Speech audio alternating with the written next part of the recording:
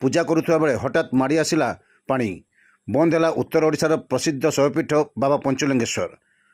ଆଜି ଦେବଗିରି ପାହାଡ଼ ଉପରମୁଣ୍ଡରେ ଲଘୁଚାପ ଜନିତ ଲଗାଣ ବର୍ଷାରେ ପ୍ରବଳ ବର୍ଷା ହେବା ଫଳରେ ମାଡ଼ି ଆସିଲା ପାଣି, ଯାହାଫଳରେ ପୂଜା ମଣ୍ଡପରେ କିଛି ଘଣ୍ଟା ପାଇଁ ବନ୍ଦ ରହିଥିଲା ପୂଜା।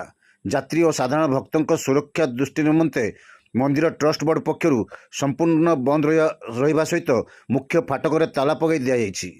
ଆସୁଥିବା ଯାତ୍ରୀ ଭକ୍ତ ବିନା ଦର୍ଶନରେ ଫେରିଗଲେ। ଯେପର୍ଯ୍ୟନ୍ତ ସ୍ଥିତି ଠିକ୍ ନ ହୋଇଛି ସେ ପର୍ଯ୍ୟନ୍ତ ମନ୍ଦିର ବନ୍ଦ ରହିବ ବୋଲି ଆଜି ପୂର୍ବାହ୍ନ 11ଟା ସମୟରେ ଟ୍ରଷ୍ଟ ବୋର୍ଡ ପକ୍ଷରୁ ସୂଚନା ଦିଆଯାଇଛି।